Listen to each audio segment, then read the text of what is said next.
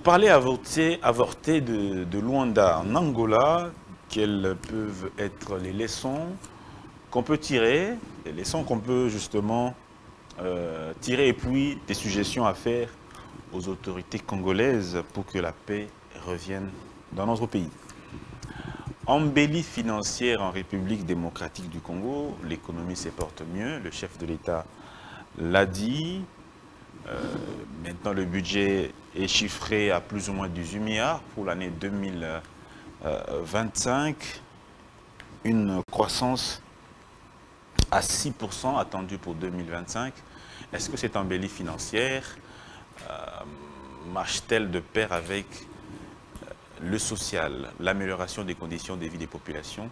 Si oui, dans quel cas? Sinon, comment faire pour que cette embellie puisse justement bénéficier à la population? Mesdames et messieurs, merci beaucoup. Bienvenue dans votre émission Grande Tribune.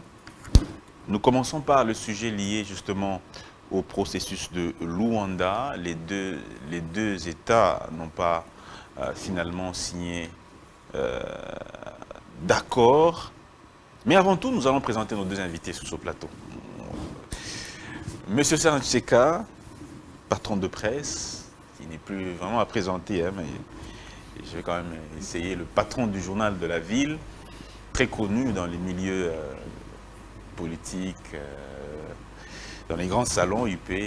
Bonjour, monsieur Serge Tseka. Merci beaucoup de prendre part à cette émission. Bonjour Dan, et merci de l'invitation. Je salue tous les spectateurs, l'ami avec qui nous allons partager les plateaux. Merci bien, monsieur Serge Tseka. En face de vous, monsieur Henri Chimbalanga, très pointu dans ses analyses, toujours indépendant d'esprit. Lui aussi, nous non plus, on ne le présente plus. Hein. Il est très très connu dans les milieux médiatiques. C'est un journaliste chevronné qui a passé plusieurs années et qui est toujours dans ce métier, malgré tout. Monsieur Henri, bonjour et merci aussi de répondre à cette invitation.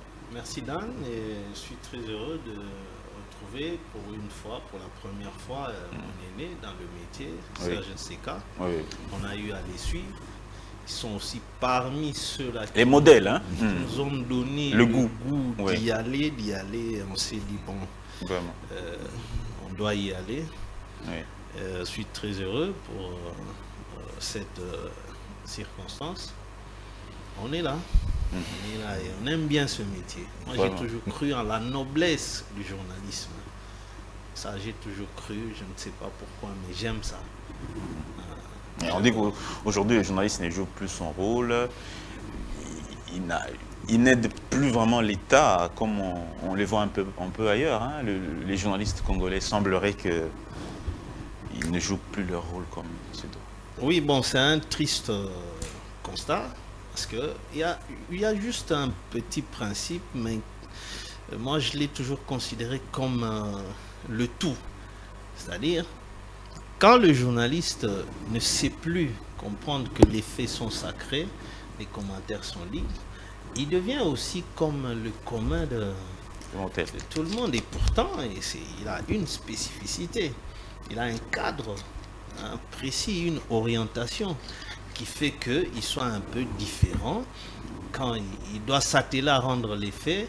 Et là, ça fait de lui quelqu'un qui cache plus ou moins ses sentiments personnels, hein, et il laisse un peu la société ou aux autres le temps d'aller dans la divagation, parce que lui, c'est sa mission. Quand il a accepté d'être journaliste, il doit savoir quelle est sa mission, comment il doit se comporter, et ce sera une très bonne chose. Je me souviens, j'ai suivi un aîné qui expliquait qu'à l'époque, le maréchal Mobutu, qui entre dans une salle, il voit tout le monde se tient debout, et dans la foulée, il y avait Kabang Chita, une des grandes figures du métier. Et Kabang Chita a applaudi Mobutu. Mobutu, qui gardait ses réflexes de journaliste, il lui dit, mais non, toi tu es journaliste, tu n'as pas à m'applaudir. Bon, on a perdu un peu, maintenant on est dans tout, on est dans tout sens, c'est pourquoi on a vu ceux qui étaient reçus par la première dame, certains par la suite commencent à déclarer, désormais je deviens indépendant. Mais tu t'accuses, donc tu es en train de dire quelque chose qui ne devrait pas sortir de ta bouche en tant que journaliste. Désormais, je deviens indépendant, puisque tu as été reçu aux côtés de la première dame. Donc, tu t'accuses. Tu te sens Vraiment. avoir été corrompu. Et D'ailleurs, pourquoi tu n'étais pas indépendant, c'est maintenant que tu dis que tu... Vous voyez. Donc c'est un peu triste hein, de constater que oui, le journaliste, il va maintenant dans tous sens, sauf dans celui qui lui est indiqué en tant que journaliste. Vraiment. Monsieur Serge Sekar, vous qui avez exercé ce métier depuis longtemps, vous avez connu des hauts et des bas, certainement. Vous qui avez donné le goût aux gens de faire ce métier, vous qui avez encadré là, certains aujourd'hui qui sont en train d'émerger, qu'est-ce qui fait qu'aujourd'hui la presse n'est plus valorisée, la presse n'est plus considérée à sa juste valeur? Ouais, de prime abord, je dirais à mon ami Timbalang que je suis très flatté par ce qu'il venait de dire, mais surtout par la passion que nous avons tous en partage pour ce métier. Je pense que il y a une noblesse liée à ça. Nous, on a regardé les Kibambi Shinto à la télé, les Atufuka, le Sakombi Molendo, des gens que nous avons regardés, les Kudura Kasongo, non, Sakombi Bakunzo, Bakunzo, Kabangu Chita, les Chicha, Chulumba, bon, on l'appelait Chicha, il était très beau, présenté, et on nous disait si vous voulez devenir journaliste, il faut bien travailler à l'école. Est-ce que ça s'est vérifié encore aujourd'hui? C'est-à-dire que tous ceux qui ont échoué partout atterrissent dans le média, atterrissent dans la presse. Et les plateformes numériques ne nous aidant pas sur ce terrain-là, il y a des torchons et des serviettes qui sont mises ensemble, mais je pense qu'il y a une passion, un feu qui devrait nous habiter parce qu'on a eu des opportunités à faire autre chose. On a rencontré tout ce que... né en 2005, moi j'ai reçu Félix Tshisekedi sur un même plateau avec Pacho Panda, avec Yves Kisombe, avec Okunji à Raga Télévision. 2005, qui pouvait prévoir que presque 20 ans après, 19 ans après, ce monsieur serait président de la République. Je l'ai reçu. Rien ne présageait que Tshisekedi serait... Rien, parce que c'était au 30 juin, tout s'arrête. L'UDPS a dit, 2005, pas de constitution, pas de référendum, et puis les militants de l'UDPS ne s'enrôlent pas. Je suis témoin, je l'ai reçu. On s'est rencontrés une fois à 10e chez un de ses frères qui est décédé, qui était un grand frère avec qui on a travaillé, qui était dans la messagerie financière. Donc voilà. Vraiment. Mais qui pouvait présager que ce monsieur? Donc ce monsieur nous conduit à rencontrer tout ce qu'il y a de grand, tout ce qu'il y a de beau, et tout ce qu'il y a de bas, tout ce qu'il y a de vide. On fait des reportages auprès des enfants de la rue, on fait des reportages dans l'arrière-pays, dans des conditions inimaginables. Vous devez utiliser tous les moyens de déplacement, des pirogues, au risque de vos périls. C'est-à-dire, si on n'a pas la passion pour ça, on va courir derrière l'argent. Et puis, on devient la caisse à résonance. Ce que nous avons ici, on ne fait pas le procès à la presse, parce que je crois que la presse est indemne. On a des militants, des moutons noirs, des militants. Le copinage tue ce métier. Il a parlé de la rencontre avec la première dame. Mais qu'est-ce qui ne sort pas de cette soirée, de cette rencontre? Et je ne sais pas organisée par qui, moi j'en sais rien. Je peux rien dire là-dessus, mais quelle image ça donne de la presse aujourd'hui? Vraiment. Était-ce des journalistes? Étaient-ce des gens rattachés à des organes de presse, ou étaient des gens qui étaient appelés dans un cadre privé? Et ils en ont le droit. Tout à fait. Ils en ont le droit. Merci. Donc pour terminer, je dirais que nous devons travailler pour reconquérir des galons que nous avons perdus. Il faut le reconnaître et il ne faut pas se mettre à part en faisant de contenu, en produisant des contenus de qualité, et que nous ayons nous-mêmes l'image. Et journaliste, c'est pas celui qui traîne avec les grands, qui mange avec les friquets ou qui a la belle voiture. Et journaliste, c'est celui qui est capable de prendre une information, de la traiter et de la diffuser dans la meilleure condition et de garder les commentaires pour lui.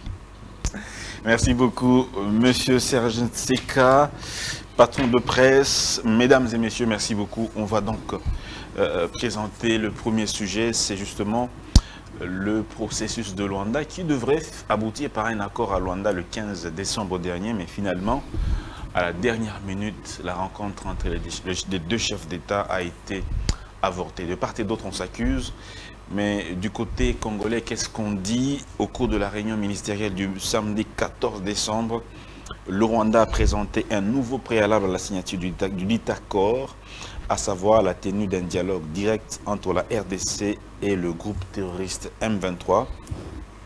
Ceci constitue un blocage délibéré et une entrave majeure aux efforts fournis pour faire aboutir le processus de Luanda initié par l'Union africaine et soutenu par le Conseil de sécurité des Nations Unies depuis juillet 2022. En réaction, le Rwanda dit ceci lors de la réunion ministérielle qui s'est tenue à Luanda le 14 décembre 2024. Le Rwanda et la RDC ne sont pas parvenus à un consensus sur un engagement en faveur des pourparlers directs avec le groupe rebelle congolais M23 en vue d'une solution politique au conflit qui se vit dans l'est de la RDC. Ce sommet n'aurait donc pas abouti à un accord, en particulier dans les contextes des menaces permanentes des dirigeants de la RDC, y compris le président, de procéder à un changement de régime au Rwanda, ainsi que de la coalition plus large des forces déployées dans l'est de la RDC aux côtés des forces armées congolaises.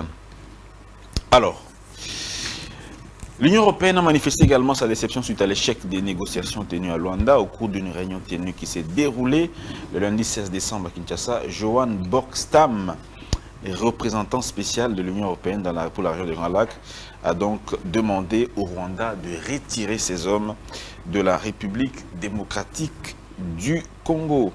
Toujours sous ce chapitre, le ministre angolais des Affaires étrangères, Tété Antonio, est attendu donc aujourd'hui à Kigali, mercredi à Kigali, dans le cadre de la médiation pour une sortie de crise entre Kinshasa et Kigali.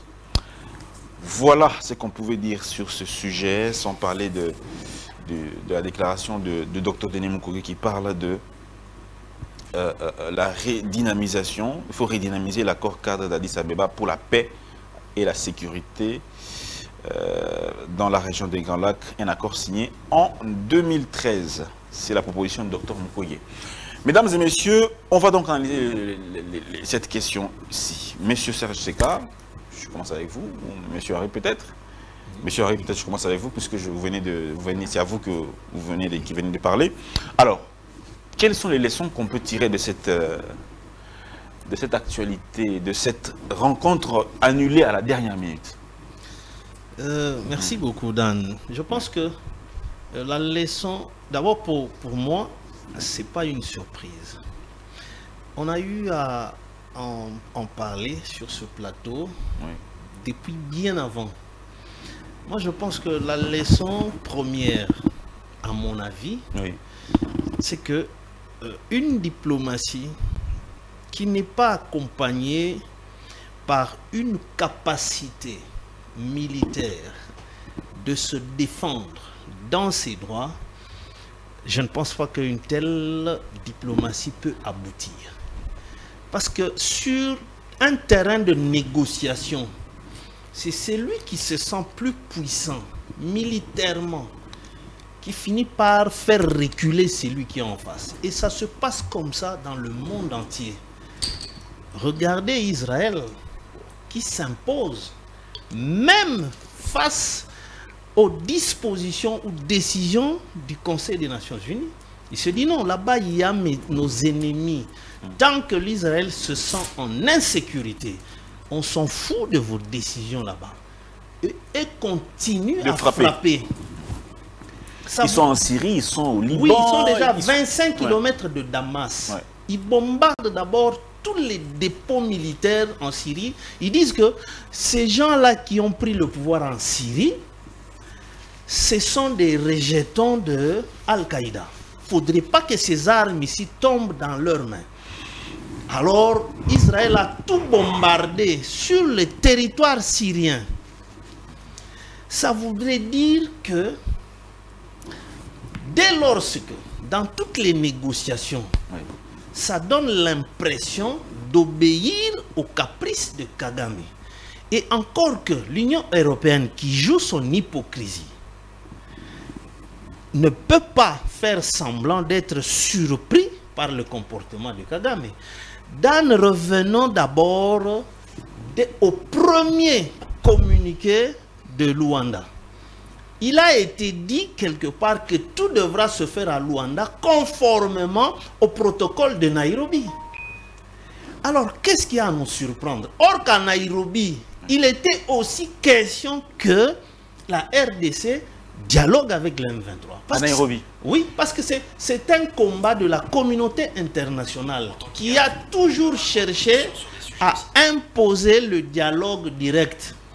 Et quand vous retournez dans la sous-région, Museveni ne s'en cache pas. Il a toujours demandé au gouvernement congolais de dialoguer avec le M23. Le même langage que Kagame. Mais qu'est-ce qu'on doit comprendre par cet engagement de tous les partenaires, on dira... C'est-à-dire, ils veulent tout simplement se cacher de cet état d'agression pour dire que ce n'est pas une agression étrangère, mais c'est plutôt un problème congolo-congolais. J'ai suivi justement par rapport... C'est ça, ils veulent se cacher pour faire valoir la thèse du M23, que ce sont des Congolais qui se battent pour leurs droits congolais, et ce n'est pas un problème extérieur.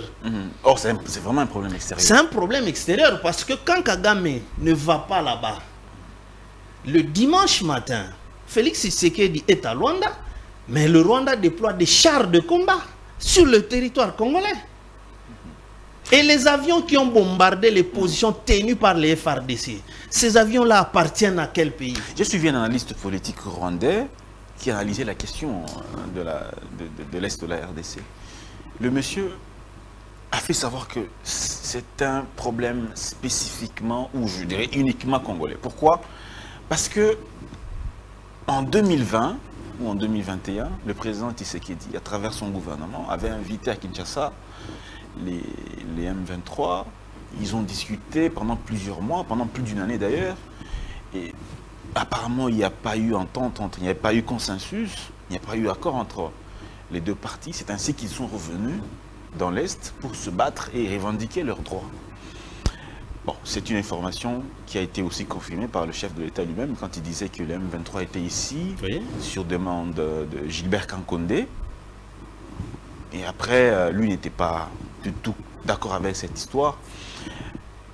Dans cette affaire, est-ce que le fait d'avoir fait venir ces gens-là à Kinshasa n'a pas légitimé leur mouvement, leurs initiatives? Bon, je dirais tout de suite que, bien que cela soit été une mauvaise politique, parce que ça a donné lieu à la résurgence, un mouvement qui existait. Mais le problème de l'Est, il faut remonter dans les objectifs qui ont été dessinés par la fameuse communauté internationale. Lumumba l'a dit en son temps que le complot de la balkanisation de la RDC est déjà mis en marche. Il n'a pas dit que ça sera, il dit déjà mis en marche. Mais avec le temps, les tactiques et les temps peuvent changer les donnes. Cette erreur-là, que moi je qualifie d'erreur, parce que quand vous appelez les insurgés qui reviennent, le gouvernement, semble-t-il, avait un agenda, pensait à prendre ces gens-là pour affaiblir son partenaire. C'était un peu ça. Parce que souvenez-vous, ces gens-là, avant de venir à Kinshasa, ils faisaient des déclarations que nous sommes prêts à soutenir le régime de Kinshasa pour défaire totalement l'emprise de Joseph Kabila. Je pense que c'est allé dans ce sens-là. Mais quand ils sont venus, ils se sont rendus compte que... Mais quand ils sont venus, c'était des Rwandais qui sont venus. Quelle était leur nationalité? Bon, comme on n'a pas publié les noms de la délégation qui était venue à Kinshasa, mais ce qui est vrai, on a vu une note, une correspondance du ministre de l'Intérieur qui demandait $1 million, plus d'1 million de dollars pour la prise en charge du séjour de cette délégation-là. Vous voyez, donc ça voudrait dire que, qu'il soit rwandais ou pas, mais c'est un problème qu'on a tiré et qui a donné lieu à la résurgence. C'est-à-dire que ce n'était pas un problème déjà complètement éradiqué, mais le fait d'aller encore réveiller cette histoire-là, maintenant, c'est redevenu un peu trop compliqué parce que ça a pris une autre allure. Regardez, pour chuter par là, nous sommes très occupés.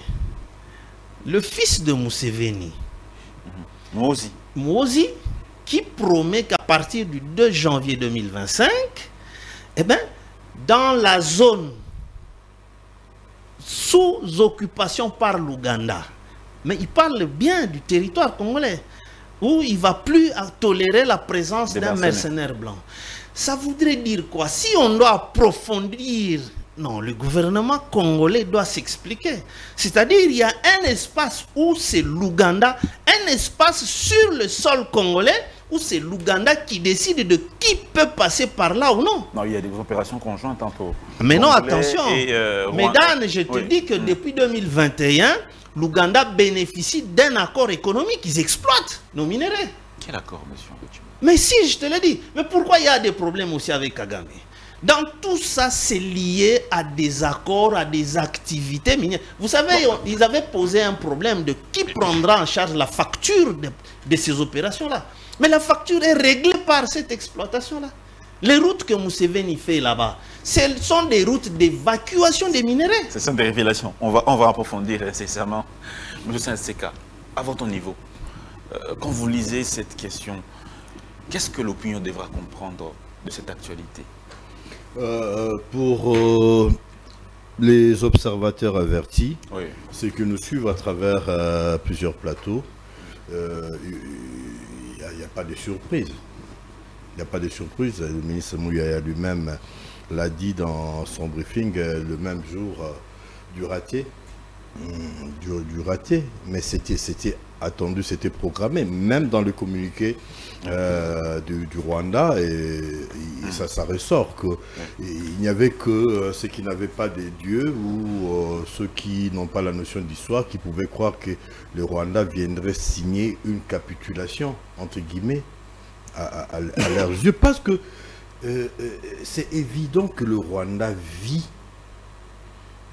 essentiellement, tire essentiellement de substances pour sa survie de cette guerre-là, de l'exploitation des richesses de la République démocratique du Congo. Il y a une part qui arrive dans le cadre des coopérations internationales soutenues par ceux-là qui semblent aujourd'hui produire des communiqués qui en tout cas qui ne cadrent avec rien. J'essaie de trouver des mots qui est bien. Et le Rwanda vit grâce à cette guerre. Et je ne vois pas pourquoi le Rwanda, aujourd'hui, viendrait signer ce que j'appelle la capitulation. Donc, retirer ses troupes, son soutien au M23 et tous et autres supplétifs. Et le prétexte qui sort de nulle part, négocier avec le M23. Mais il y a eu un travail d'experts autour de l'Angola, des Congolais et des Rwandais. Et le travail était fini pratiquement à 98%. C'est-à-dire qu'il n'y avait rien. Toutes ces questions, à mon sens, devaient être vidées de leur substance. Les préoccupations de Rwanda ne devaient pas sortir le 15, ces jours-là. Non. Le Rwanda dit que c'est le gouvernement qui s'est plutôt rétracté. Le gouvernement congolais a dit finalement qu'on ne va plus négocier avec les M23. Mais nous devons croire à qui? Quelqu'un qui tient, qui n'a pas de parole. Qui n'a pas de parole. Qui s'est retiré? Est-ce que Kagame était à Luanda? Kagame n'était pas à Luanda. Tshisekedi était à Luanda. Bien sûr. Alors, comment le RDC pouvait se retirer de ces accords-là? Parce que vous sortez des arguments qui n'ont rien à voir avec le travail des experts de la tripartite Rwanda, Angola et RDC. Mais il y a eu déjà, les travaux ont capoté, la réunion a capoté déjà depuis dimanche à 1 h du matin. Le Rwanda a demandé que cette réunion soit annulée parce que les deux gouvernements ne se mettaient pas d'accord autour de la question du dialogue avec les M23. Depuis 1 heure déjà, nous savions où les deux alors, la RDC devait aller là-bas en mouton bête, comme ça, incliné. C'est pour... Si on est en négociation, ça signifie quoi? On échange, on argumente. On argumente. Et ça a été prévu que la signature puisse avoir lieu. Est-ce que nous devons toujours adhérer aux desiderata de Rwanda qui nous impose de reconnaître qu'il y a les FDLR, que nous devons, ils ont tous les accords ici pour exploiter, parce qu'ils exploitent pas seulement les minéraux, même la faune, même la flore. Les gens payent de tour opérateurs au Rwanda pour venir visiter les gorilles en République démocratique du Congo, dans nos parcs. Je ne sais pas si vous le savez. Les gens descendent à Kigali pour venir faire le tourisme en République démocratique du Congo en zone, entre guillemets, insécurisée. Donc, on voit que du fait que vous soyez du côté de la RDC, c'est l'insécurité. Si vous êtes du côté du Rwanda, c'est la sécurité. On comprend que ceux qui sèment l'insécurité en République démocratique du Congo, ce sont là qui assurent la sécurité. Je suis en train de continuer, laissez-moi. Discuter avec les M23. On a parlé de la visite assez lente de M23, les représentants de M23 République démocratique du Congo. Peut-être que notre gouvernement a été maladroit de vouloir gérer ces dossiers de manière occulte. Mais rappelez-vous, en 2012, Raymond Chibanda a signé un accord avec les gens pour le compte de la République, avec le M23. Et le président Obasanjo, anecdote, l'aurait appelé de côté pour poser la question, vous signez vraiment cet accord-là? Que Tshisekedi arrive quelques années après pour discuter avec eux. Moi, je pense que pour quelqu'un qui prenait le pouvoir, ça pouvait être que de bon augure de vouloir prendre la température par lui-même de ce qui s'est passé. Est-ce pour autant, le fait de les avoir reçus ici, fait de lui un complice parce que les accords avaient déjà été signés? On a parlé de neutralisation, mais on a neutralisé quoi? Dans ces accords-là qu'on nous dise, qu'est-ce qui avait été dit? N'est-ce pas peut-être que ces gens-là s'étaient mis en berne à un certain moment, le temps de vouloir réaliser le promesse, si jamais promesse il y en avait?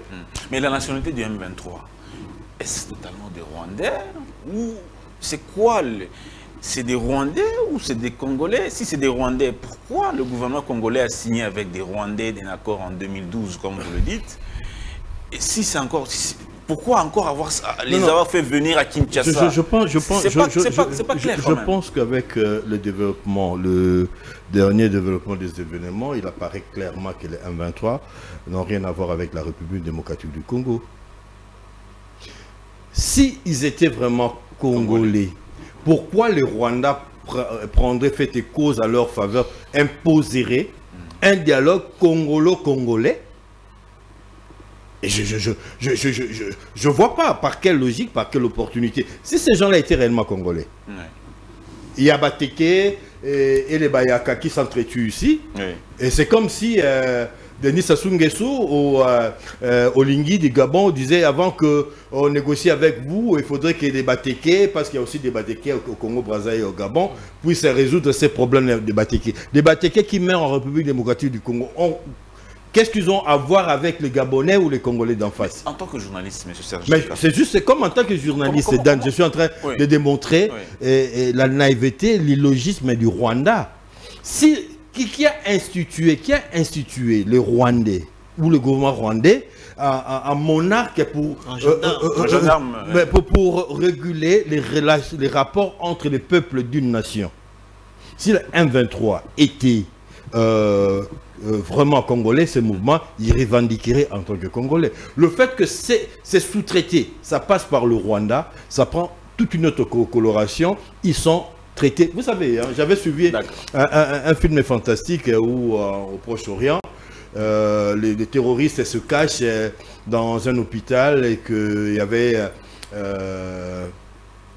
un bataillon qui a été pris en embuscade, et ils ont constaté que les terroristes les attaquaient à partir d'un hôpital. Vous savez ce qui était arrivé? L'hôpital a été pris comme un cible militaire, il a été sérieusement attaqué. Il y a eu un procès par la suite, mais le fait que vous utilisez un hôpital comme base arrière, ça devient automatiquement une cible militaire. Donc le problème avec nous, dès lors que le M23 prête sa voix au Rwanda pour parler en son nom, il devient rwandais, complètement rwandais. C'est question de, si vous avez étudié un peu de logique, vous comprendrez que la conclusion va de soi. Exactement. Merci beaucoup, M. Seka. La parole également à M. Henri, une nouvelle fois. Quelques minutes, hein. Il faut comprendre le deuxième sujet. Vous avez parlé d'un accord qui aurait entre le gouvernement congolais et le gouvernement ougandais pour exploiter les matières premières et justement pour payer la facture de cette opération conjointe entre Congolais, forces armées congolaises et forces armées ougandaises. Donnez un peu quelques détails par rapport à cet accord. C'était depuis quand? Et quels sont les tenants et les aboutissants? Question que l'opinion soit aussi informée. Bon, d'abord, je m'en vais un peu plus vite pour question de fixer que l'M23, ce sont les Rwandais. Oui. L'AFDEL n'était rien d'autre que l'Ouganda et le Rwanda. Quand Mouzé les chasse, ils repartent et reviennent sous l'appellation du RCD. Les mêmes personnes. Les mêmes qui l'ont amené au pouvoir. Oui. Et quand le RCD éclate du RCD, les mêmes personnes redeviennent sous l'appellation du CNDP. Et le M23, c'est quoi? C'est quand le CNDP signe avec le gouvernement congolais le 23 mars 2009. Donc, c'était le CNDP qui signait ces accords-là. Le M23 n'existe pas. Ce sont les accords du... Le gouvernement congolais a signé avec un mouvement rwandais. Mais si c'est avec le CNDP. Pourquoi? On appelle ça M23 parce que c'était... Le M là, c'est quoi? C'est mars. 23 mars. Alors, 23 mars. Pourquoi avoir signé avec un mouvement rwandais, un mouvement rebelle rwandais? Qu'est-ce qui a poussé, qu'est-ce qui aurait justifié une telle décision de la part du gouvernement congolais? D'abord, Dan, quand Mobutu est chassé, on n'a plus d'armée.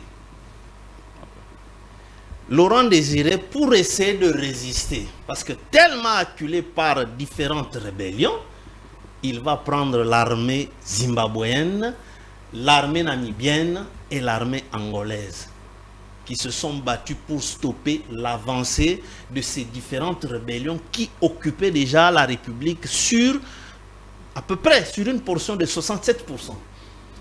Quand il est mort, Joseph Kabila arrive dans ces contextes-là. Nous, on n'a pas d'armée. Le pays était pris entre les mains, c'est de l'histoire, mais oui. Question juste de préciser. Oui. Question juste de préciser, c'était des Rwandais qui occupaient le pays. Les Rwandais, oui. Les Ougandais, ce sont les deux qui ont occupé le pays. On a ici à la base de Kitona, c'est dirigé par le général Mustafa, qui était venu dans le lot du MLC, mais lors des mixages, il intègre. Mais il est qui? C'est un Ougandais. Ce n'est pas un secret, c'est connu de tous. Donc, quand on va à des négociations, vous n'avez pas d'armée, mais les hommes en face de vous ont des armes. Vous êtes en position de faiblesse. C'est ainsi qu'on a tout ce qu'on raconte ici, une constitution au départ des belligérants, parce que ce sont eux qui s'imposaient. C'est l'Ouganda et le Rwanda qui étaient dans la maille de la préparation de cette constitution. Mais écoutez, nous, on n'avait rien. On ne savait même pas comment résister. Parce que tous les généraux qu'on avait là, tous ces gens, les caporaux du Rwanda qui sont venus ici portant les galons des généraux, mais ce sont eux maintenant qui dirigeaient. Vous savez, pour parler d'impérium d'Anne, il faut avoir l'armée entre ses mains. Mais quel était l'état de cette armée-là? Où vous avez une soixantaine de généraux purement rwandais. Ce n'est pas à rechercher. On a vécu, je vous donne un cas concret aussi. La 5e région militaire, qui était basée à Mbujimaï avant que ça ne soit appelé 21e région militaire. était dirigé par le général Obed. C'est un Rwandais. Et toute sa garde, c'est connu de tous. Quand il quitte là-bas, il va à Kananga, où John Chibango était son adjoint. Tu vois? Et dans ce contexte-là, comment on peut s'imposer dans une négociation en face? C'est comme ça qu'à Sun City, le RCD a déversé plus de 8000 soldats rwandais au sein des FARDC. 8000 soldats. Mais si, qui étaient tantôt, pendant la journée, ils sont dans les rangs des FARDC, la nuit, ils sont chez eux. Et la conséquence aujourd'hui, c'est que ils sont toujours là. Ils sont toujours là. Nous sommes en train de vivre, je peux dire, les affres de cette histoire-là de 1+4. Ça continue. On ne les a pas élagués. Regardez ce qui se passe à l'Est. Même quand le chef d'état-major avait déclaré devant, dans une parade, il dit que, Bino, donc, il suffit qu'on parle un peu, c'est parti. Mais ça va comment? Alors, pour finir, hein, monsieur Henri, parce qu'on doit prendre la deuxième je termine par la situation de l'Ouganda. Oui. Dan, il y a une similitude entre les deux. Nous avons un ennemi froid et un ennemi chaud. L'ennemi froid, c'est l'Ouganda. Qui nous dit, je suis au Congo, je viens au Congo parce que les rebelles contre mon régime, les ADF, sont là-bas au Congo. Estimé à peu près 2800 éléments de l'ADF. 2800. Oui, mais ça fait 3 ans. Est-ce que toute une armée pour neutraliser des rebelles, un groupe estimé à 2800, 3 ans, ça n'a jamais fini. Là, vous êtes comme c'est le même motif avec Kagame qui vous dit les FDLR sont là-bas au Congo, d'où je dois être aussi sur le sol congolais. Ils sont différents quoi les deux là? C'est comme si vous êtes contre votre propre gouvernement. Pas contre, non, mais non, vous critiquez votre propre gouvernement. Non, mais ce sont des faits. On l'a dit ici. Nous, on s'attelle aux faits. Mais Museveni, ils sont dans quelle opération? Pour Merci neutraliser les rebelles là. Mais ça fait combien d'années? Merci beaucoup, monsieur. Ils ne les ont jamais neutralisés. Monsieur Henri Tchimbalanga, je crois que vous avez parlé d'un accord. Je voulais que vous puissiez insister dessus. Mais on y reviendra. Ne faites pas. On y reviendra parce que l'opinion a besoin de savoir un peu le contenu. Je salue l'arrivée de monsieur Mike Gardidiana qui nous rejoint bien qu'en retard, mais vous êtes battu pour être là. Bonjour et merci de prendre part à ce débat. Merci Dan, toutes mes excuses pour le retard. Ça a toujours été une bataille quand il faut arriver à une émission à Kinshasa avec les embouteillages. Donc j'ai fait de mon mieux. En tout cas, toutes mes excuses. Merci bien. Mais avant de vous donner la parole, je donnerai la parole à M. Serseka qui doit rebondir par rapport à ce qui a été dit ici. Parlons un peu de la position de l'Ouganda depuis l'arrivée de la FDL jusqu'au jour d'aujourd'hui. L'Ouganda, parfois un allié, parfois un ennemi. Comment on doit le considérer? Non, je crois que c'est à nous de définir notre regard. Comment nous devons considérer nos alliés et ceux qui ne le sont pas. L'Ouganda a toujours été bicéphale face à nous. L'Ouganda et le Rwanda se sont rentrés dedans à Kisangani, la guerre de 6 jours. L'Ouganda a soutenu la rébellion contre Mobutu. L'Ouganda a soutenu la rébellion par la suite contre Laurent Désiré Kabila. L'Ouganda est en parfaite collaboration avec le Rwanda, même si il fait semblant d'être un peu plus gentil que le Rwanda. Mais regardez, ça passe sous tout ce qu'on extrait ici en République démocratique du Congo. L'ami a parlé tout à l'heure d'un accord entre le Kinshasa et le Rwanda en guise comment la facture à la guerre. Mais les investissements sur le plan économique, la route qui devait être construite, c'est en faveur de qui? Pour exploiter le café, le bois et tout ce qu'on peut tirer de la République démocratique du Congo. Nous sommes comme une vache à traire pour la République démocratique du Congo.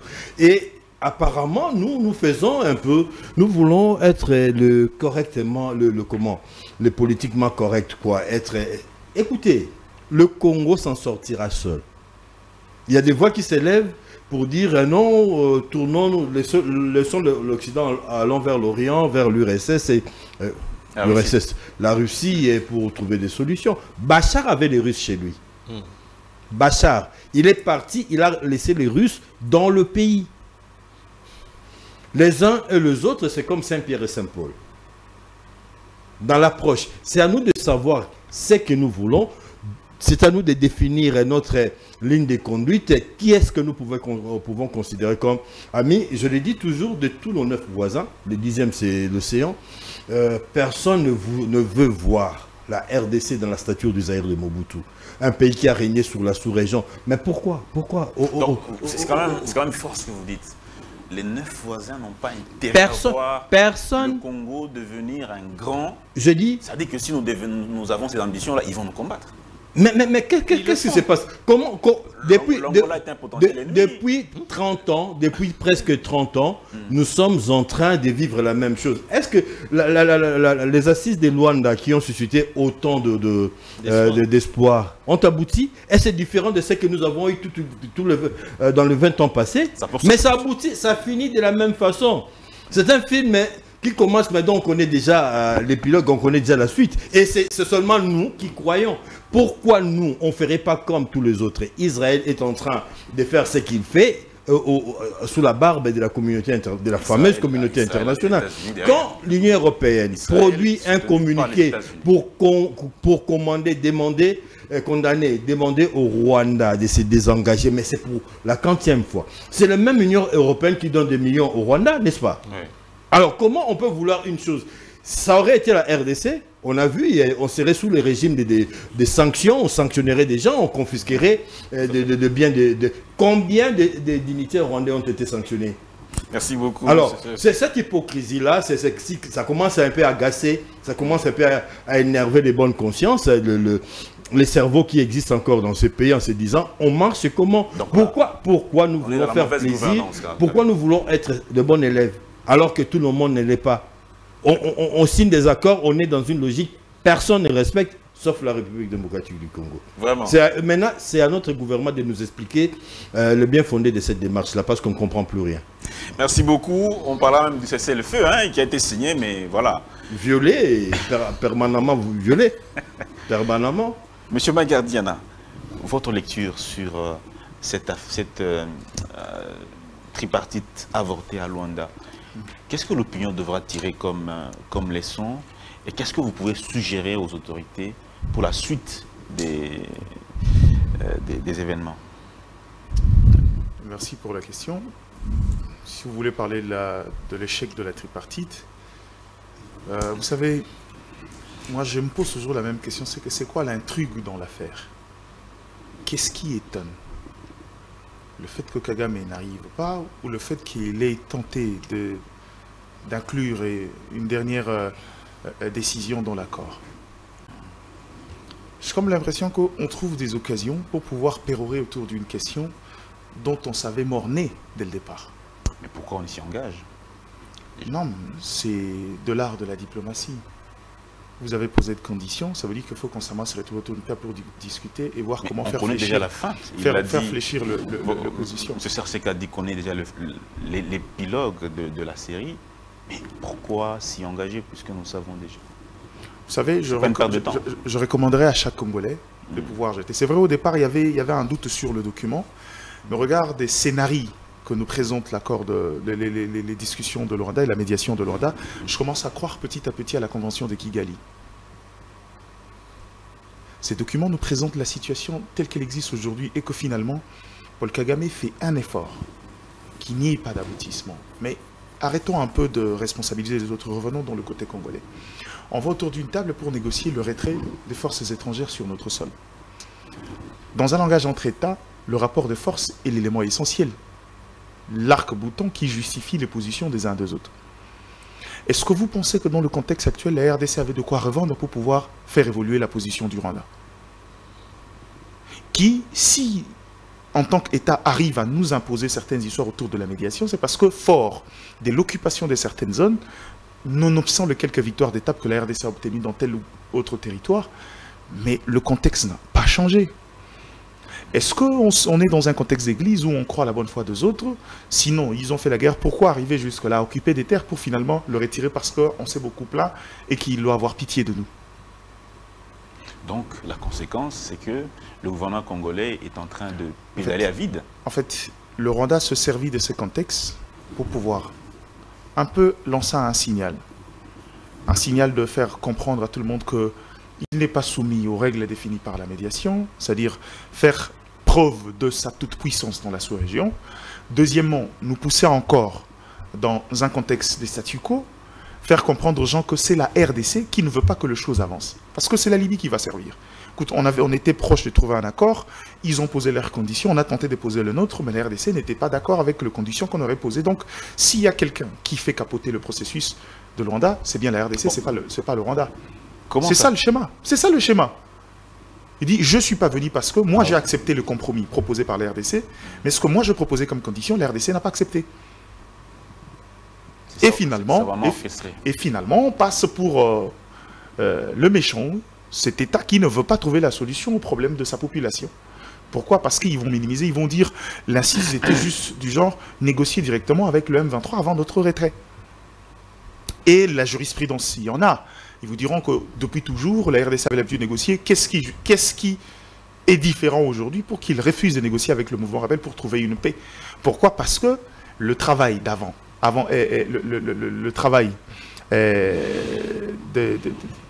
le pré-travail a déjà été fait, c'est-à-dire faire un effort de congoliser les différents mouvements M23, lui donner des alliés congolais comme les Nanga et les autres. Après, on dira, entre eux, c'est entre Congolais. Si on leur demande de pouvoir négocier, il n'y a pas de l'intérêt.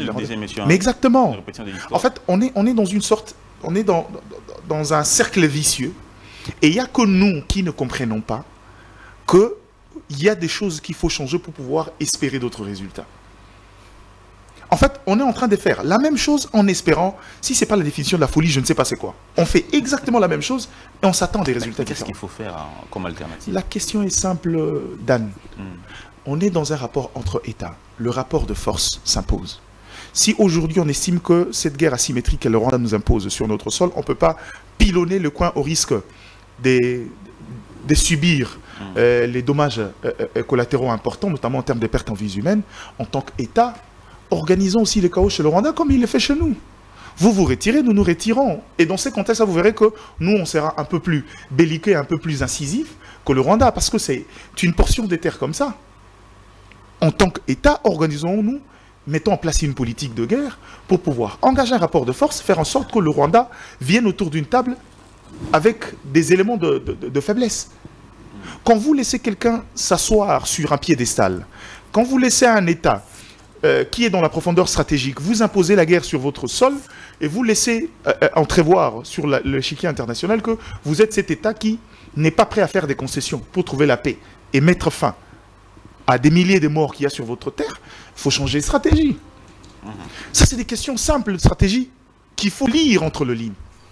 Les ministres des Affaires étrangères se réunissent, discutent sur le contenu des accords, transmettent à qui de droit. Les différents chefs d'État ont dit « Ok, d'accord ». On arrive à la veille, avant l'arrivée, la signature, on décide d'ajouter de l'incise, c'est de la provocation. C'est de la manipulation et c'est une stratégie. Quand vous direz non, on dira « on ne sommes pas venus parce qu'ils ont refusé d'accéder à nos demandes ». Pourtant simple, on ne demande pas à la RDC de nous céder une partie de terre, on demande juste de négocier. Pourquoi ils ont peur de négocier? D'accord. Une stratégie aussi simple qu'on n'a pas vu venir. Merci beaucoup. Je crois qu'on va poursuivre. Hein. Merci. On aurait dû aller en profondeur, faute de temps. Quand vous avez un adversaire qui est sur la profondeur stratégique, il faut jouer dans son jeu. D'accord. Je crois qu'on aurait on pouvait accepter de négocier avec le M23 là-bas. Une fois obtenu ce qu'on veut, on décide de faire autre chose à la Mouzé Laurent Désiré Kabila. Merci bien. On va prendre la deuxième thématique rapidement. Je pense qu'elle va nous accompagner.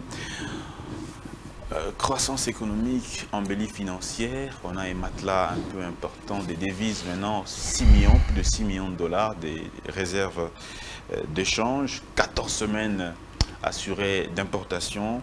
La République démocratique du Congo, du point de vue des chiffres, se porte un peu mieux qu'avant. Est-ce que cette avancée, cette embellie, devra-t-elle avoir un impact sur l'amélioration des conditions de vie des Congolais? Est-ce vrai? Est-ce oui ou non?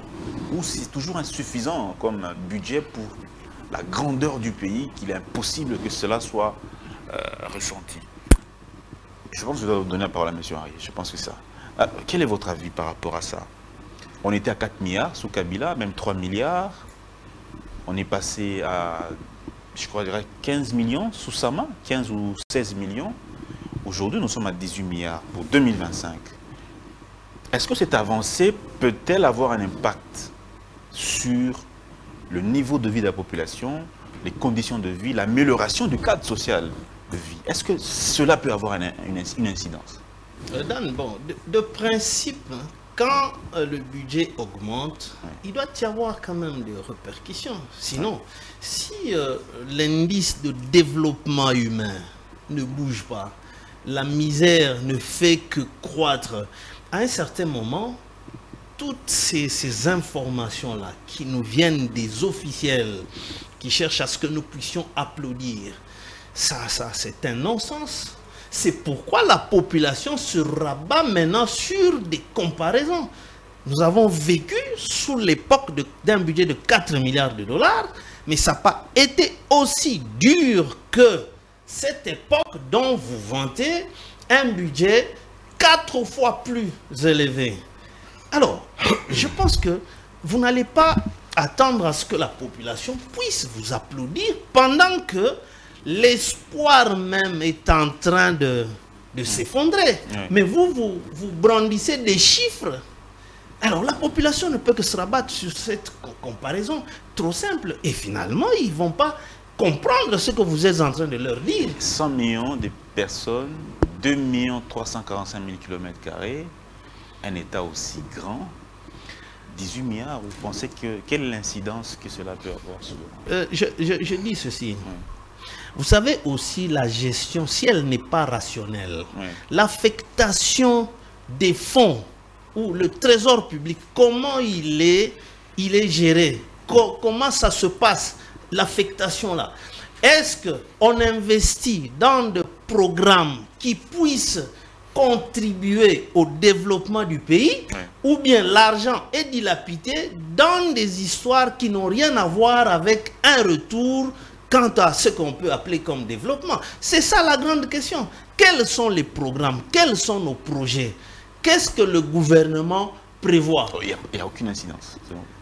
Moi, je trouve aucune incidence. Parce que, écoutez, tout ce que d'abord, tous nos politiciens ici ne cessent d'appeler au bien-être de ce peuple, de notre peuple. Mais quel est ce bien-être-là? Quel est le thermomètre que eux utilisent?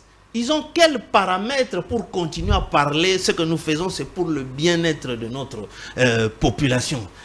Vous savez, si le peuple congolais devrait avoir une mentalité comme par exemple les Sud-Coréens, je pense que nos dirigeants devraient se corriger. Parce qu'à un certain moment, on ne doit pas jouer avec les gens comme ça. Est-ce que dire que si aujourd'hui tu as tel salaire et que demain tu dis à tes enfants que mon salaire a quadruplé, mais les enfants constatent que nous devenons de plus en plus malheureux à la maison, alors quelle sera leur conclusion? Que non, alors le papa ici doit être un farceur. Non, ou bien il doit avoir plusieurs femmes. Voilà, donc les enfants vont conclure comme cela que non, il est devenu dangereux, il a plus d'argent, mais nous commençons à vivre très mal que quand il n'en avait pas. Merci. Donc c'est mieux qu'il soit même, qu'il retourne au niveau où il était, comme ça on va peut-être vivre bien. Donc n'amenons pas la population dans ce qui ne peut pas l'être. Aujourd'hui, les Congolais vivent mal qu'avant. C'est évident. Dans ça, on ne peut pas se cacher, on ne peut pas se voiler la face. Ça, c'est évident, c'est tout le monde qui sait le dire et constater parce que nous vivons cela. D'accord. Monsieur Serseka, votre avis par rapport à ça? Ouais, je crois qu'il y a deux manières de voir cette question. Oui. Aujourd'hui, c'est clair, et il faut reconnaître que le gouvernement a fait beaucoup d'efforts. On a un budget de 18 milliards de dollars. Oui. On a des accords que nous signons avec deux accords importants que nous venons de signer avec les FMI. Oui. Le ministre qui arrive, pour ne pas les citer, Likoundé, apporte une façon de travailler un peu différente de celui qui était là, notamment en ce qui concerne le paiement des dettes extérieures et tout. Et le gouvernement souminois a fait des promesses dans le sens de l'amélioration, d'aller encore plus loin. Il y a le programme national stratégique de développement piloté par le ministre de Plan qui promet vraiment de projets, je dirais, structurels, des projets pérennes allant dans le sens du développement. Et là, nous prenons, en ce qui concerne l'amélioration de ce budget, quelques indicateurs, sans parler de la croissance à 6%, mais disons-le, ce n'est pas la première fois qu'on parle de la croissance. Rappelez-vous du temps de Matata, on a eu aussi cette croissance-là. Mais la difficulté aujourd'hui, comme on dirait en rugby, qui peut transformer l'essai, marquer, on le dirait en football, avec tous ces beaux chiffres, ça donne vraiment envie de rentrer dedans. Et on sent que la vie sociale ne suit pas. Le panier de la ménagère ne se remplit toujours pas. Qu'est-ce qui ne va pas? Moi, je me pose la question. Je dis, nous avons des génies, des docteurs en économie. Parce que vous savez qu'il existe aussi le prix Nobel de l'économie. Il n'y a pas que le prix Nobel de la paix. Hein. Ailleurs, des gens qui cherchent des solutions dans le secteur de l'économie obtiennent des... On n'a pas des gens qui peuvent être labellisés ici, qui peuvent nous apporter une formule de manière à ce que quand il y a croissance, que cette croissance, ça se ressente. Parce que c'est la problématique entre la macro et la microéconomie, faire le rapport entre les deux. Ça ne suit pas. Le ministre Moukoko a promis la baisse des produits de première nécessité en cette période de fête, partant notamment de la baisse du prix des carburants à la pompe, ce qui est une très très bonne chose, c'est une des retombées de cette politique. Mais déjà, ce carburant-là n'est pas toujours disponible et vous devez faire 2-3 stations avant de trouver le carburant disponible. Mais à côté de cela, je reste dans les promesses du gouvernement. Il n'y a rien, il n'y a encore rien qui se fait. Je fais le tour de quelques marchés parce que nous sommes en fin de l'année. Il faut prévoir ce qu'on peut prévoir par rapport aux collaborateurs. Mais je me rends compte que c'est juste le contraire. Il n'y a pas de Saint-Charles sur le marché. Le marché est tenu et par les Indiens et par les Chinois. Ce que nous avons ici à disposition est acheté à Brazzaville. Je suis dans l'économie réelle, je ne suis pas dans les chiffres. Je travaille avec le syndicat de tenanciers des chambres froides et ceux qui sont dans les vivres frais. Mais nous risquons de vivre une vraie catastrophe si des solutions idoines ne sont pas trouvées. Donc, pour revenir à la question, il ne faudrait pas rester au niveau de... Nous n'avons pas besoin d'effets d'annonce. Montrer que les choses se passent bien. Nous aimerions que le travail du gouvernement se ressente au niveau de la vie des populations. Et jusque-là, ça ne se passe pas. On a vu le ministre Moukoko Samba avec la FEC, ils étaient en réunion. Après cette réunion, le ministre a dit, on vient de parler avec les entrepreneurs congolais, la Fédération des entrepreneurs. Désormais, on s'est mis d'accord qu'il y aura baisse des prix sur le marché. Ce qui a parlé, c'est la FEC ou le ministre? Le ministre lui-même. Et la FEC a dit quoi? Je vous rappelle que la FEC, c'est le patronat. Oui. C'est l'association des opérateurs économiques, Yabamvoama. Est-ce que le ministre a pris langue avec, comme nous, avec les associations de vendeurs, ceux qui sont dans l'économie réelle, qui vont acheter chez la FEC, oui, les gens de la FEC, pour revendre directement? Parce que les importateurs sont importateurs à la fois, grossistes et demi-grossistes et détaillants. Les Congolais qui vont acheter chez eux sont en concurrence avec le même monsieur et dame de la FEC. Donc, à un certain moment, les choses ne se font pas dans le respect des règles de l'art. Les choses ne se font pas. L'économie, on l'étudie à l'université parce qu'il y a des principes qu'il faut respecter pour parvenir à des résultats. Sinon, on n'arrive à rien. Merci. Mais je crois qu'aussi, pour terminer, il y a certains programmes aujourd'hui qui essaient d'apporter quelques solutions. Je pense ici au projet PEDEL 145 territoires. À Kinshasa, ça ne se ressent pas. Mais quand même, dans l'arrière-pays, on a des résultats où les enfants peuvent étudier dans de meilleures conditions, les femmes accoucher dans de meilleures conditions qu'hier, et que ces programmes méritent d'être soutenus, surtout dans sa deuxième phase qui doit apporter des routes et des dessertes agricoles, un peu de soutien dans les secteurs agricoles, et puis un peu apporter de l'eau et l'électricité rurale. Oui. Et c'est les sérieux du Congolais qui fera en sorte qu'on ressente cette macroéconomie au niveau de la petite économie, et nous attendons cela. Merci beaucoup, M. Serseka. M. Makardidiana, je vous passe la parole. Comment ça s'explique selon vous que voilà, il y a embellie financière, l'économie se portait un peu mieux qu'avant, mais on ne ressent pas. Est-ce suffisant pour qu'on puisse ressentir cette avancée, cette bonne santé économique? Je vais vous répondre au cash au regard du défi qu'il y a en République démocratique du Congo, un budget de 18 milliards. Il est difficile de ressentir, surtout dans l'économie réelle. Déjà, par le caractéristique étant une économie de marché, où c'est plutôt les individus qui agissent le plus en tant qu'acteurs économiques et l'État intervient très peu dans l'économie. Deuxièmement, quand vous en parlez, je comprends dans la réaction de Congolais, ce qu'on a appris aux Congolais, et ça c'est symptomatique à notre culture, c'est que quand le revenu augmente, le train de vie doit changer également. Oh, en principe, ça doit pas être le cas. En principe, ça ne doit pas être le cas. En principe, quand le revenu augmente, c'est-à-dire on peut maintenir un standing de vie en guise de sacrifice pour pouvoir se donner le moyen d'aller plus loin, d'investir. C'est ça la réalité des choses. Et malheureusement, moi je n'en veux pas quand on dit que puisque le budget a augmenté, c'est-à-dire déjà que j'ai parlé d'une économie de marché, si vous regardez, l'État intervient très peu, cette économie est tenue par les étrangers, même si on veut par principe d'équité, comment on redistribue aux Congolais? Mais la seule dépense sociale que l'État congolais fait convenablement, c'est dans le secteur des hydrocarbures, où chaque Congolais peut ressentir la résultante des richesses de la République sur le coût de ce qu'il achète comme carburant, à la limite peut-être les transports, nonobstant le désordre qu'il y a dans la fixation de prix et l'encadrement de ces marchés. Donc en gros ici, pourquoi je le dis, c'est que quand vous êtes un État comme la RDC après plus de 60 ans, ou quand vous regardez les différents aspects et segments de l'économie sont presque entre les mains des autres, il vous faut du temps pour pouvoir redresser. Quelle est la première maladie qu'il faut corriger? Mais la petite difficulté, c'est que quand une personne touchait par exemple un salaire de 100 $, quand le dollar était à 16,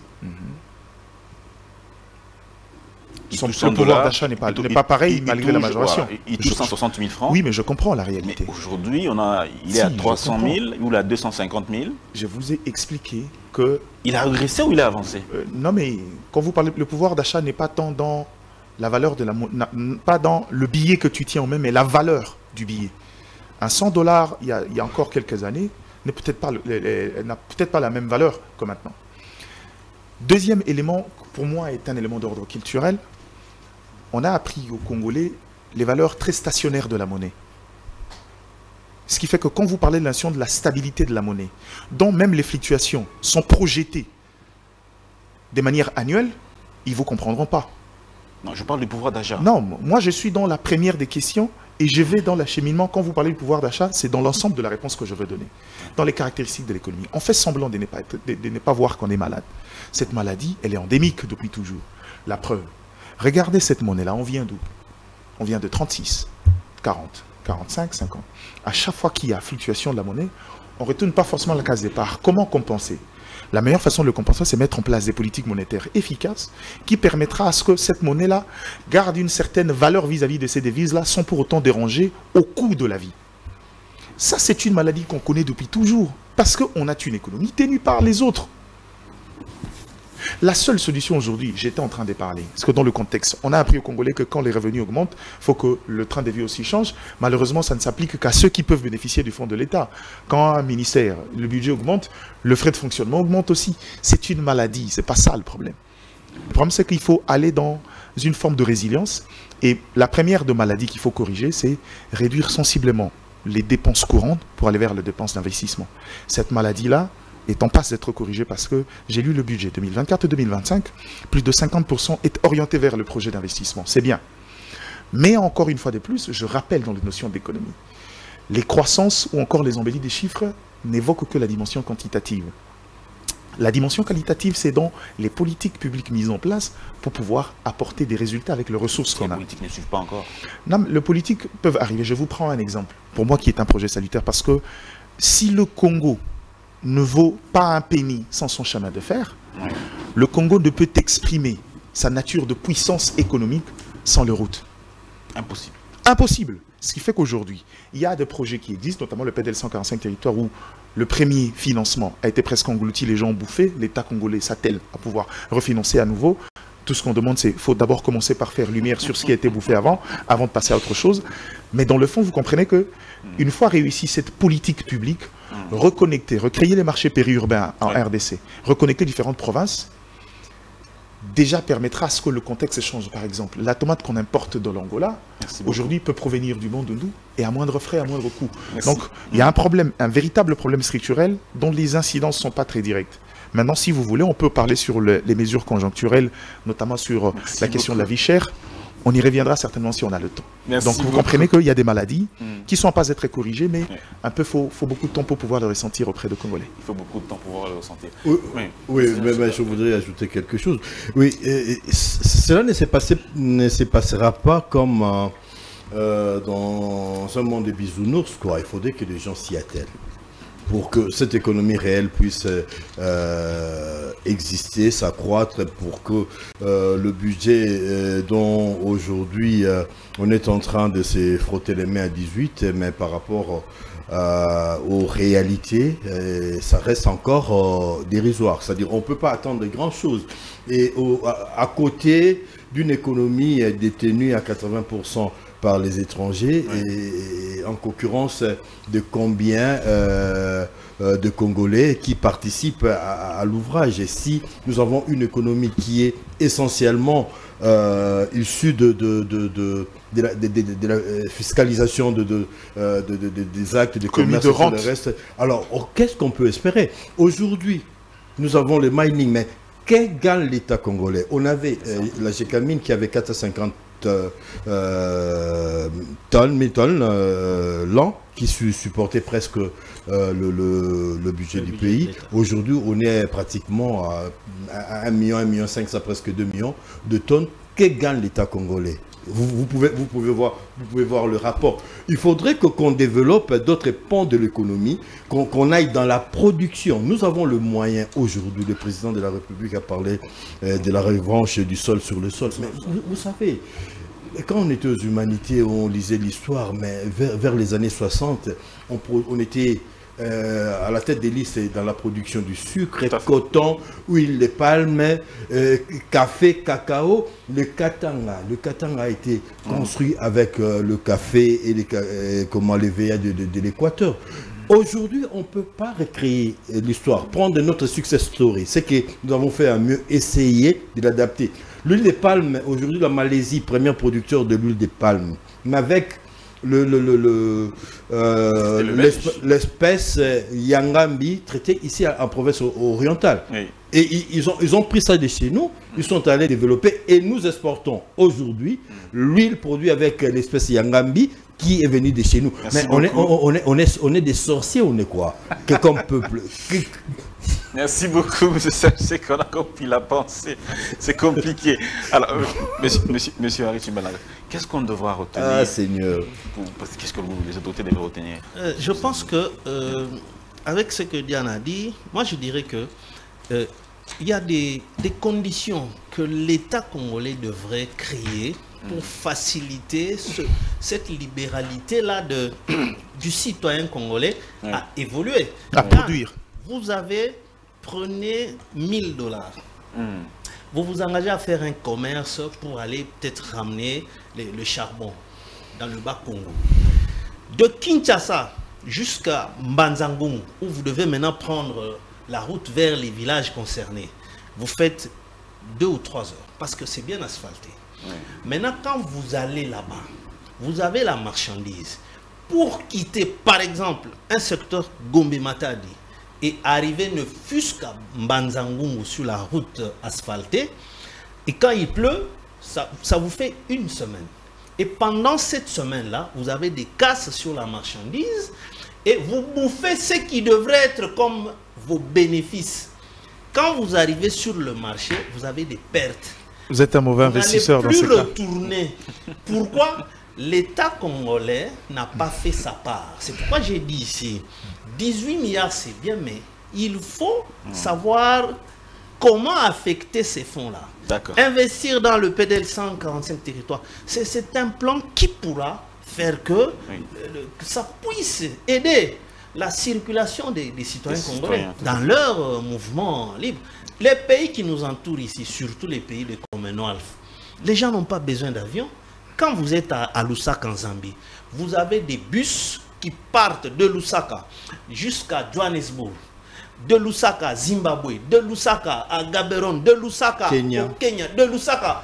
Vous payez votre ticket et les routes là sont asphaltées. Et le commerce est très fluide. Mais nous avons un sérieux problème. Ce sont les routes. Mais qui doit faire les routes? Mais c'est le gouvernement. Merci beaucoup. Il y a un autre aspect, si tu permets rapidement, une minute. Je reviens. Terminé, puis on va... Oui. Ben, je crois que on reviendra sur un élément essentiel. Je pense qu'un bon investisseur, quand vous allez investir, vous prenez la mesure du risque et l'étude du marché. Si vous bouffez dans votre capital, vous n'êtes pas fait pour le commerce. Allez faire autre chose. Mais dans le fond, il y a une réalité. On parle de route, oui. Mais il y a une vérité, c'est que s'il faut aller dans la classe des producteurs congolais, vous savez, il y a eu une catégorie des gens que moi j'estime. Le jour où on décide d'en faire une condition sine qua non, on pourra résoudre le problème.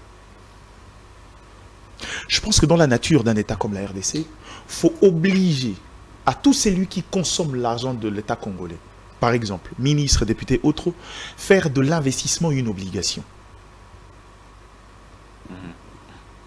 Mais deuxièmement, on est tenté de pouvoir prendre des mesures conjoncturelles à chaque fois qu'on arrive pendant les périodes de festivités parce que ce sont des périodes de grandes fluctuations commerciales. Pourtant, les législateurs ont pensé à une solution pour permettre à l'État de juguler et de contrer les opérateurs économiques pendant cette période, répondre aux besoins de la demande. C'est la réserve stratégique. Et pire encore, la réserve stratégique, sous la gestion de la présidence de la République, a un levier, le service national. Mais le comble est ce qu'on arrive en cette période, le maïs du service national n'est pas sur le marché. Ça s'explique par quoi? Vous comprenez?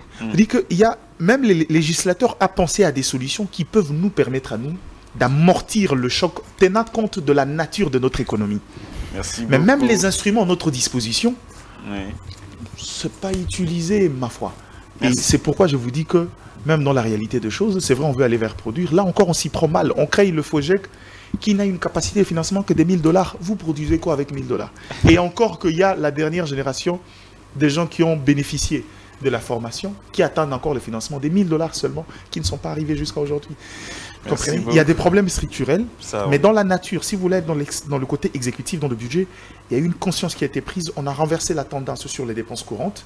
Maintenant, il faudra mettre un peu plus de sérieux de contrôle pour que finalement le côté investissement intervienne réellement et on pourra répondre aux questions fondamentales d'Henri Chimbalanga ou encore de tous les autres. Merci beaucoup. Deux choses pour répondre à ce problème qui se pose devant nous. Le problème des castings, mettre des gens qui sont introduits, de gens qui connaissent. C'est-à-dire, il y a aussi les dictats des partis politiques, ceux qui prennent le pouvoir arrivent avec des noms, mais peut-être des noms qui n'ont pas tellement de contenu, des gens qui n'ont pas tellement de l'expérience et au nom de la politique, même dans des secteurs très techniques tels que l'économie, la technique, on met des gens au nom de du copinage politique et là, ça n'aide pas beaucoup. Deuxième chose, le contrôle. Je pense que pour que la perte du gendarme est beaucoup forte, même l'arrestation. C'est-à-dire, si on sait qu'on risque de se faire avoir, les gens peuvent faire le travail. Le travail de l'IGF doit être, je crois, soutenu, mais pas seulement. L'Assemblée nationale doit monter en puissance par rapport à ça. Le Conseil supérieur du portefeuille doit faire son travail, Cour de compte, de manière à ce que on ne mette pas les dirigeants, les managers, les mandataires sous un stress inutile, mais qu'ils sachent que à côté de l'exigence du résultat, ils doivent travailler dans le respect de règles. Et ce respect est garanti par le contrôle que doit exercer l'IGF et tous les autres que je venais de citer là, très important. Merci beaucoup, Monsieur Serge Seka, pour votre participation à cette émission. C'est moi. La semaine prochaine, vous prendrez encore. Merci également. Merci. À M. Magardiana, malgré les obstacles, il a quand même été là. Toujours. Merci beaucoup à M. Henri Chimbalanga également pour sa présence dans cette émission Grande Tribune. Merci aussi à vous de votre fidélité. On se retrouvera donc le vendredi pour clôturer la semaine. Au revoir.